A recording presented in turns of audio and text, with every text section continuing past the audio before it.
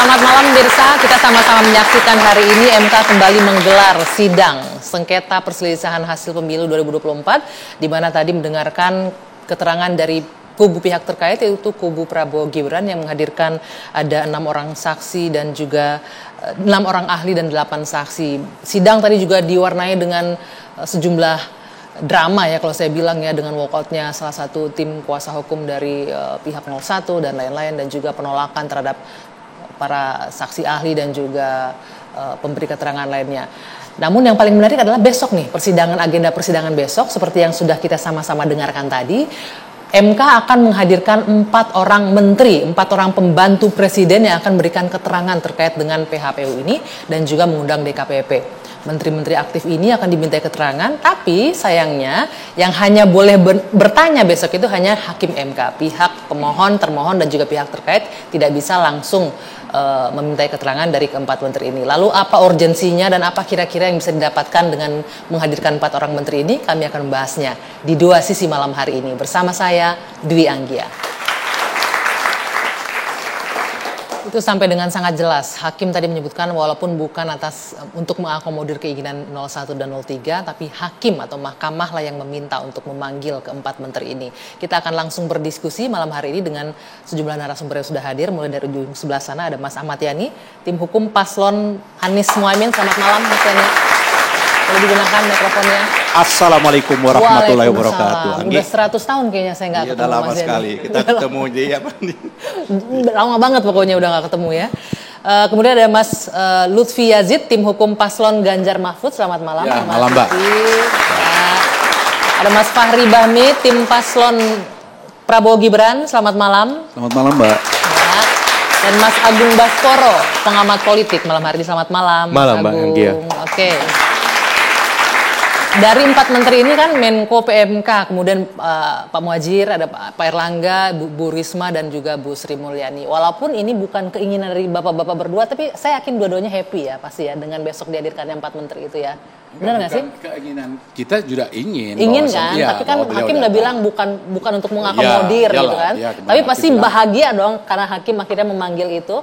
Cuman pertanyaannya, kira-kira dengan tidak diberikan kesempatan untuk bertanya langsung, akan dapat nggak nih informasi yang dibutuhkan digali? Kita berharap bahwasanya sini dulu boleh. Ya, bahwasanya pertanyaannya tentu jangan hanya teknis, ya kan, formalitas. Mudah-mudahan hakim kita menonton ingin, malam ini ingin menggali, kita ingin agar hakim itu benar-benar menggali, ya.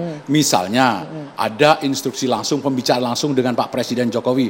Tolong nih ya, untuk bansos anggaran yang ini seperti ini. Perintah langsung misalnya. Jadi ada pesan langsung, itu yang kita inginkan.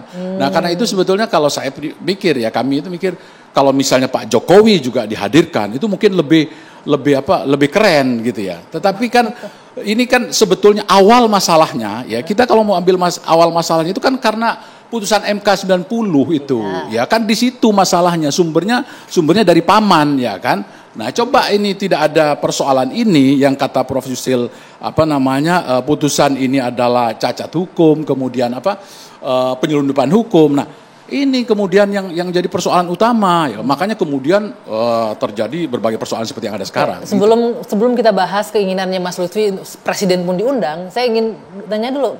Yakin itu hakim akan bisa mengeksplor karena kan sudah mengikuti persidangan dari hari ke hari ini. Kalau melihat tipikal gaya hakim menggali, mengeksplor informasi dari saksi-saksi, bisa? Ya, saya percaya ya, beberapa hakim tentu akan mengeksplor ya, tidak hanya formalitas, jadi akan menggali ini. Ya, apakah ada pesan-pesan khusus misalnya? Nah, itu. Mas Yani, seberapa penting nih kita mendengarkan keterangan 4 menteri besok? Ya, yang pertama tentunya kan ini sesuai dengan mekanisme yang ada. Dan ini menurut saya bukan hal yang luar biasa. Ya, hal yang biasa-biasa saja lah di Kenapa nggak luar biasa? Ya, memang ada. Ini menterinya masih aktif loh 4-4-nya. Sudah diatur, memang waktunya sudah diatur ketentuannya. Sudah diatur ketentuannya, PMK-nya sudah mengatur kan, pasal 2 ayat 2 peraturan MK itu memang memperbolehkan seperti itu. Nah oleh karena itu memang sudah diatur memperbolehkannya apanya nih? Pembagian MK memanggil. Oh, ini MK kan panggilan dulu kan, bukan bansos kan? Ya. Memanggil kehadiran 4 menteri betul. tadi ya. Mic-nya boleh diarahkan? Nah kalau saya usulan kita pada waktu itu sesungguhnya 4 menteri itu di luar Pak Muhadjir. kita juga mengusulkan namanya Pak Menteri Perdagangan, Zulhas. Kenapa mengusulkan ya, Pak? Karena kan dia ada keterlibatan juga kan dalam praktek-praktek penyelenggaraannya itu, dia ikut membagi-bagikan menyalurkan bansos seperti itu. Nah, oleh karena itu menurut saya menjadi sangat penting, karena ini adalah atas keinginan walaupun usulannya dari kita, tapi kita menghargai dan memberikan apresiasi yang setinggi-tingginya kepada Hakim MK. Apalagi ini derajatnya ada diminta keterangannya, harusnya menggali yang lebih dalam, seperti banyak yang harus digali seperti itu. Dalam konteks contoh dalam Menteri Keuangan, ini kan menyangkut masalah keuangan negara, sumber dana bansosnya. Ya, keuangan negara kan diatur, ada nomenklaturnya, ada prosesnya, ada mekanismenya, dan bagaimana penyalurannya. Kan kita bernegara ini, bukan pedagang kelontong, toh. Pedagang kelontong kan suka-suka seperti itu. Nah, oleh karena itu kan harus ditanya, kami sudah mendalilkan, kan dalil itu sudah terbuka itu, dan kami juga sudah menghadirkan ahli bahwa ada persoalan dalam proses anggaran. Contoh, masa berakhirnya bansos ini kan November 2023. Nanti kita tanya kepada Menteri Keuangan, ini dasar hukumnya mengeluarkan bansos-bansos ini setelah November 2023 itu apa? Kan untuk mengantisipasi katanya mengantisipasi El Nino bencana apa segala macam. Apapun mengantisipasi, tapi ada aturan pijakannya. Oke, menurut Anda itu nggak ada aturan pijakannya? Ya, kalau tidak dibicarakan bersama-sama dengan DPR berarti nggak ada pijakan. Tapi kalau kita dengarkan keterangan tadi dari saksi juga, DPR juga mengetahui itu kan? Bukan mengetahui, pernah dibahas bersama atau tidak, pernah diputuskan bersama atau tidak, seperti itu. Kalau mengetahui, rakyat kita di Sumatera Selatan di kampung saya mengetahui ada bagi-bagi bansos. Tapi begitu sudah masuk APBN, anggaran kan persetujuannya DPR, harusnya sudah. Kan berakhir. Ini kan berakhir, ada perpanjangan. Kalau yang sudah ditetapkan itu hak dan kewenangan Presiden. Ketika ada perpanjangan itu harus ketika memperpanjang dari November, Desember, Januari, Februari, yang sampai pada waktu itu dasarnya apa? Itu yang akan kalau alasannya pada waktu itu katanya El Nino sudah nggak ada lagi. Ini masa pemberian pada 2004 awal ini jauh lebih besar pada tahun-tahun sebelumnya. Itulah yang harus ditanyakan kepada Menteri Keuangan, kepada Hakim. Ini Pak Menteri Keuangan, Ibu Menteri Keuangan tahu atau tidak? Dibicarakan di mana? Kalau rapat di kabinet yang mana memutuskannya itu? Mudah-mudahan Hakim menyaksikan dua sisi malam hari ini, menanyakan pertanyaan Mas Yani besok. Rapat kabinetnya apa? Keputusan rapat kabinetnya apa? Putusan ini hal bansos ini. Sebentar. Kita kalau mau lihat sebentar, Anggi. Bansos inilah yang banyak menyelang pilkada-pilkada yang akhirnya banyak mengantarkan kepala daerah masuk penjara. Itu yang ditangkap oleh KPK, ditangkap oleh kejaksaan. Nah, ini kan bisa juga kan equality before the law. Arahnya maupun kemana presiden. Kalau presiden ternyata ada pelanggaran-pelanggaran ini kan aparat hukum harus juga bisa melakukan tindakan-tindakan hukum seperti itu. Mas Lutfi, Anda mengikuti persidangan hari ini? Ya, hadir tadi? Saya hadir tadi. Artinya Anda juga mendengarkan tadi ya Bung Doli Kurnia memberikan keterangan dari DPR segala macam mengenai persetujuan anggaran ini. Ada sempat mengikuti nggak tadi, menyimak nggak tadi? Jadi gini ya, kalau menurut saya kan soal anggaran ya, itu kan katakanlah masuk ke soal APBN. APBN itu kan dari dari pajak salah satunya, ya.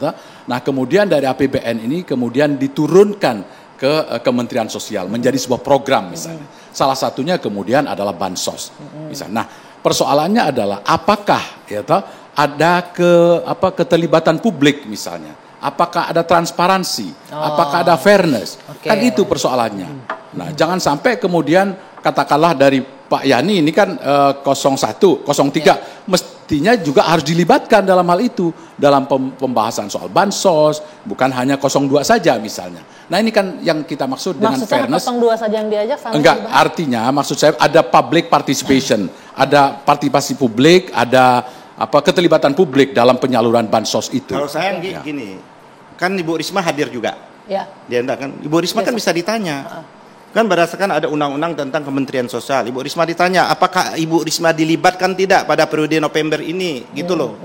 Mekanismenya. Apakah Ibu Risma? Kan harusnya Kementerian Sosial. Kenapa kok sekonyong-konyong Kementerian PMK? Apakah Kementerian PMK itu voksinya sudah memang mau sudah ada perubahan nomenklaturnya bahwa Kementerian PMK boleh juga menyalurkan yang namanya bansos, apa nggak ada pekerjaan lain seperti itu. Nanti kita coba akan Menko Equin, Erlangga, masuk hal-hal yang lebih teknis itu kan bisa ditanyakan seperti jumlahnya itu. harus Gitu. jumlahnya harus ini toh. Nah, ini kalau urusan 4 menteri, saya kira kita dengarkan saja. Karena itu sidang terbuka. Tapi menurut saya ada yang lebih substansi yang harus kita diskusikan. nanti lagi. kita bahas Gitu apa yang loh. lebih substansi itu. Iya. Kita jeda dulu sejenak. Dua sisi akan kembali saat lagi. Tetaplah bersama kami.